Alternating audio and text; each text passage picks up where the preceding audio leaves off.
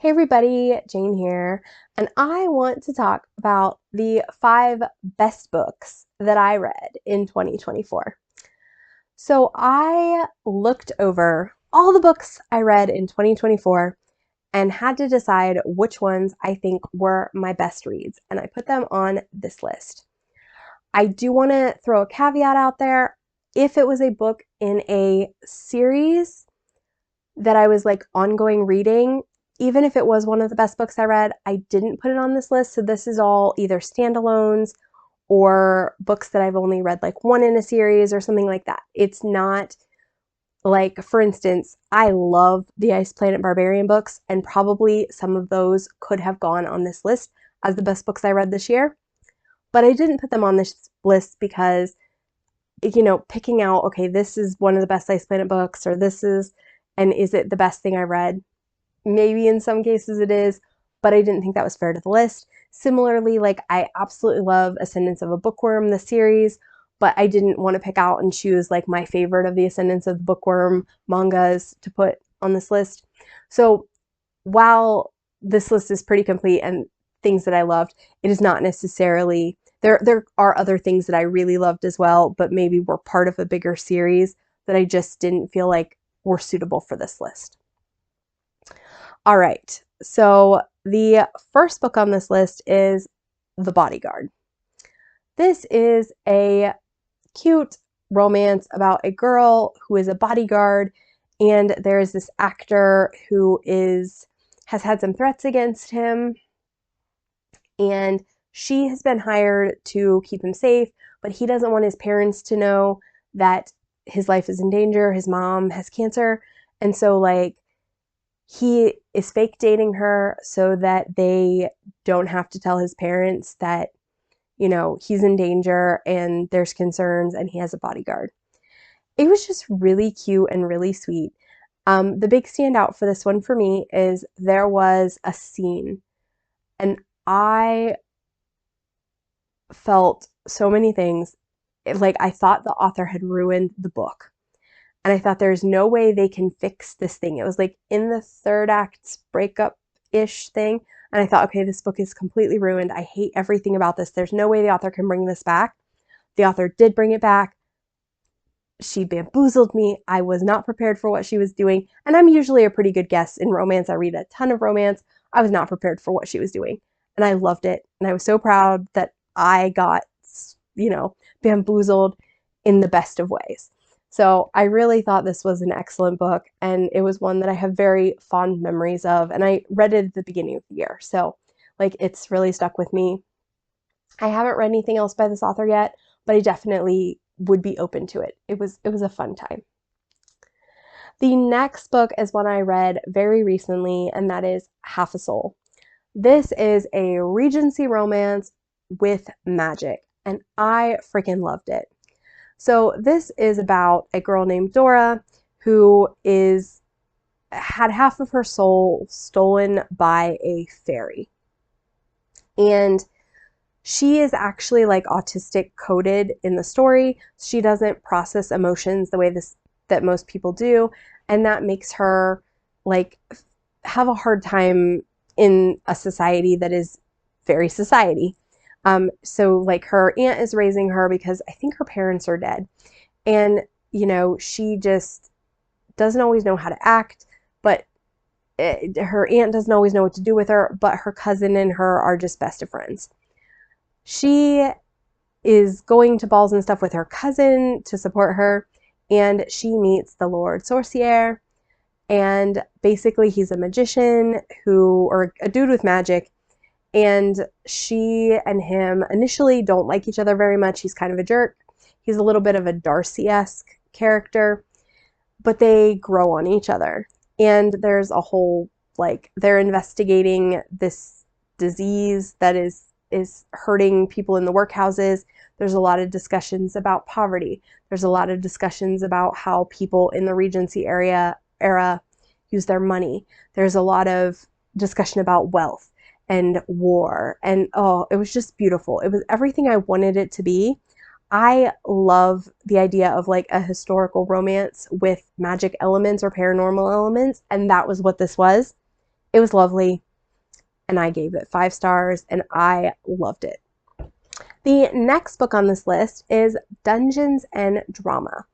This is a YA romance that is just super cute. It was super cute and a super fun time. I've read other books by this author.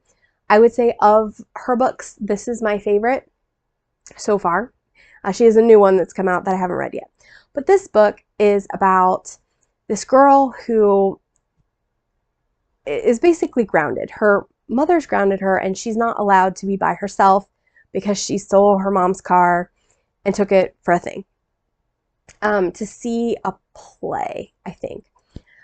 Her parents are divorced, and so since she's not allowed to be home alone, she has to go and help her dad at this comic store, game store, I don't remember which it is, nerdy store that he owns. While she's there, she becomes friends with and eventually falls for one of the co-workers there. There is a Dungeons and Dragons game going on, and I was big into Dungeons and Dragons recently. I had a little bit of a break between groups. The one group I was playing with dispersed, and I joined another group. But yeah, Dungeons and Dragons is something I'm really into, and then also drama. So this book was just meant for me. Obviously, I would have loved all these elements more if everybody had been an adult. This is very sweet, very clean, also very teenagers. But I really, really had a good time and loved it, and I loved the elements of it, and it worked so well for me. The next book on this list is Conventionally Yours, and this is a male, I want to say it's new adult rather than young adult. It's a little too spicy to be young adult romance. It is, I think, the only, maybe not the only, friends to lover or enemies to lovers is not my thing, but in this it was my thing. So you have these two guys, and they play a game similar to Magic the Gathering. I don't remember what it was called in this book. In my brain, it was Magic the Gathering. And they play this like professionally, and they get invited to this big tournament, but they have to drive across the country for it.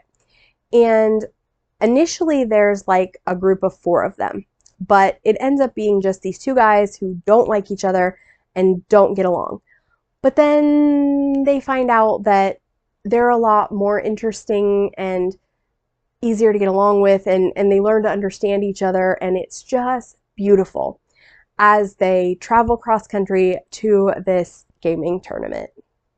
I loved it. I had a great time.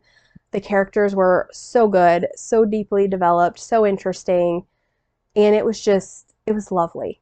I loved it. And I'm a nerd, so I love Magic the Gathering. And it wasn't Magic the Gathering, it was Odyssey, maybe? I don't know, but it was a good time. All right, and the last book on this list is Out on a Limb. This is a book about a woman who has a malformed hand from birth, a birth defect. And at a party, she is dressed as a pirate, and she meets a guy who is an amputee. He has a leg that was taken. And they hit it off, and they end up having like a one-night stand. She becomes pregnant from the one-night stand, and they decide that they are going to get together to raise this baby together, even though they're not planning on like having a thing. But he's amazing. He is exactly like the kind of man that I would go for in real life. He is nerdy. He's a teddy bear. He's a cinnamon roll. I loved him. She's cool. I loved him.